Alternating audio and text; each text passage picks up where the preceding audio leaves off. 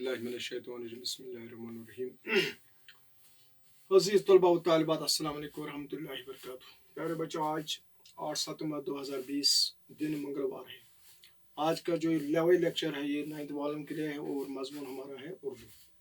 उन्वान है आज प्रितपाल सिंह बेताब की गज़ल नंबर 1 की तशरीह। प्यारे बच्चों, आज जो उन्वान है वो है सफ़ा नंबर 142 निकालिए आप। वहाँ प्रितपाल सिंह की गज़ल नंबर 1 उसकी हम तशरीह करने की कोशिश करेंगे। तशरीह करने से पहले मैं बुलंद ख़्वानी करूँगा, ऊंची आवाज़ में पढ़ूंगा और आप बिल्कुल गौर से सुनिए, कान लगा कर सुनिए। बिस्मिल्लाह। न दे पुख्ता इमारत एक खंडर दे, न दे पुख्ता इमारत एक खंडर दे। मैं बेघर हूँ मुझे भी कोई घर दे, मैं बेघर हूँ मुझे भी कोई घर दे।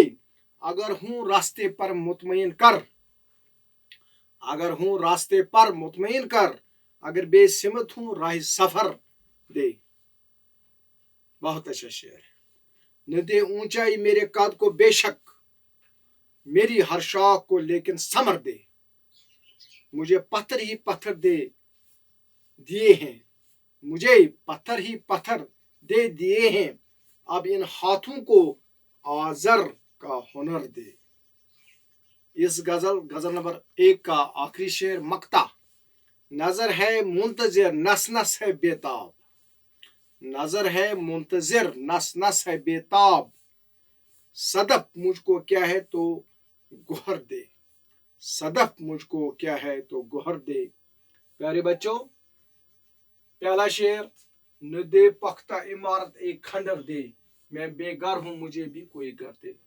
शायर प्रितपाल सिंह बेताब इस शायर में फरमाते हैं कि दरअसल शायर का ख्याल जो है वो क्या है, वो है ये है कि वो लोहे और पत्थरों से बने मकान से तंग आकर एक खंडर का अरमान करते हैं। यानी जो बड़े बड़े महलात हैं, जो बड़े बड़ी बिल्डिंग्स हैं, उनसे शायर को बिल्कुल कोई दिलचस्पी नहीं है। वो एक बिल्कुल खंडर, पुराना टूटा हुआ मकान ढूंढता है, चाहता है। असल में मौजूदा मशीनी दौर शायर को पसंद है। दरअसल शायर जो है, इसको आज का जो दौर है मशीनरी का दौर है। हर एक काम मशीनों से किया जाता है, कारखानों में किया जाता है। उसको उसके साथ कोई दिलचस्पी नहीं है, वो पसंद नहीं है। वो इस दौर में अपने आप को बेघर समझता है। और वो क्या समझता है, मैं बिल्कुल बेघर हूँ, मेरा कोई घर नहीं है और टूटे मकान की आरज़ू करता है।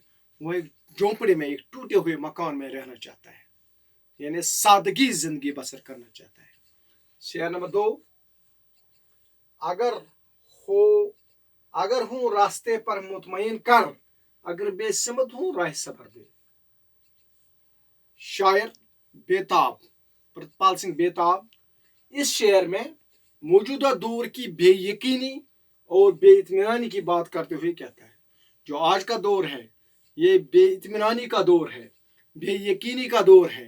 किसी को इत्मीनान नहीं है, किसी का दिल बिल्कुल मुतमईन नहीं है। अगर मैं रास्ते पर चल रहा हूं तो मुझे इत्मीनान कर दो। और कहता है, अगर मैं सीधे रास्ते पर हूं, अच्छे रास्ते पर हूं, तो मुझे शाबाशी दे दो, मुझे आप शाबाशी दे दो, मुझे कहो आप ठीक हो। अगर कि ये सही रास्ता है, अगर मेरी कोई सिमत ही नहीं तो सफर के लिए कोई रास्ता दे दे। हाँ, अगर मेरा रास्ता भटक गया है, अगर मैं रास्ते से भटक गया है तो मुझे कोई रास्ता दिखाओ, मुझे कोई रास्ता दिखाओ। ऐसा मुझे कोई नहीं करता है। अगर मेरी कोई सिमत ही नहीं है, कोई रास्ता नहीं है, तो सफर के लिए कोई रास्ता दे, तो मेहरबानी करके मुझे कोई रास्ता दे। तीसरा शेर है बच्चों, न दे ऊंचाई मेरे कद को बेशक, मेरी हर शाख को लेकिन समर दे। शायर इस शेर में बेताब फरमाते हैं कि शायर को तो बहुत कुछ मिल गया है। एक दरख्त की तरह जमीन मिल गई, पानी मिल गया, हवा मिल गई। कुदरती बात है कि अब इस दरख्त को कद और होना ही है। यानी जिस तरह से एक दरख्त को हर एक चीज मिल गया है और सब कुछ उसको मुहैया है, तो फिर क्या है, मगर बेबसी है कि वो बेनस की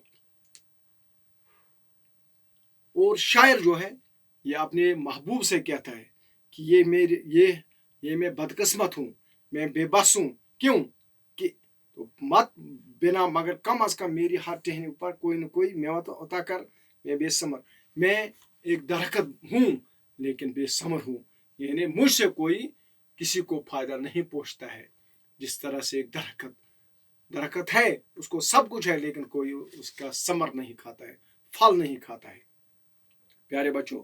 اور اس کا جو مرکزی خیال ہے وہ ہے ثمر پھل، یعنی شاعر کا بنیادی مقصد ہے ایک انسان کو کچھ نہ کچھ ہونا چاہیے، وہ کسی نہ کسی طریقے سے دوسروں کے کام آئے، بے ثمر نہیں ہونا چاہیے جس طرح ایک سفید کا درخت ہوتا ہے۔ تیسرا شعر، چوتھا شعر، مجھے پتھر ہی پتھر دے دیے ہیں، مجھے پتھر ہی پتھر دے دیے ہیں، اب ان ہاتھوں کو آزر کا ہنر دے۔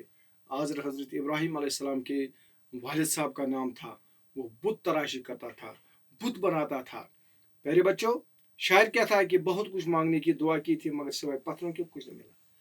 شاعر بیتاب اس میں فرماتے ہیں کہ میں نے بہت کچھ مانگا لیکن پتھروں کے سوا کچھ نہیں ملا، اور اب جب پتھر ہی ہے تو اب خدا ہی جب پتھر ہی دیے تو وہ مجھے ایسا ہنر دے کہ میں ان پتھروں کو ٹھیک کروں، جس طرح آزر پتھروں کو تراش کر بت پرستی بھی کر لوں اور روزگار بھی کما لوں، جیسے آتش بتوں کو تراشتا تھا اور اس کو اسی کا روزہ ملتا تھا، روزگار ملتا تھا، اور اسی طرح سے یہ بھی آرزو کرتا ہے کہ مجھے بھی ایسی ہنر دے کہ میں بھی کچھ کماؤں، مجھے بھی کچھ ہنر دے، مجھے بھی کچھ ایسا ہنر دے، ایسی عقل دے جس سے میں کچھ نہ کچھ کر سکوں۔ پیارے بچوں، اس غزل کا آخری شعر، نظر ہے منتظر نصرت سے بیتاب، صدف مجھ کو کیا ہے تو گہر دے، نگاہ نس تمام نس کہتے ہیں کس کو؟ رگ کو، نس کو تمام رگوں میں۔ شاعر نے اس مقطع میں آخری شعر میں کیا فرمایا ہے؟ پتہ ہے کیا فرمایا؟ یاد ہے کچھ؟ اس نے فرمایا کہ اپنا نام بھی شاعر کے ساتھ جوڑ پڑا کہ میری نگاہیں بے قرار اور میری تمام تر جسم کی رگیں بے خبر ہیں، یعنی جو میری نگاہیں ہیں وہ بھی ختم ہو چکی ہیں اور میری رگیں وہ بھی کٹ ہوئی ہیں، ان میں خون نہیں دوڑ رہا ہے بلکہ وہ بالکل بیٹھ گئی ہیں، بیتاب ہیں وہ بھی اس لیے کہ خدا نے مجھے صدف تو بنا دیا مگر موتیوں کے بغیر، یہ بدنصیبی نہیں تو اور کیا ہے۔ پھر شاید دعا کرتا ہے کہ ایک چیز تو دے جسے تاکہ وہ، اور شاعر اس شعر میں فرماتا ہے، خدا سے دعا کرتا ہے، یا اللہ آپ نے مجھے بنایا، کس لیے بنایا؟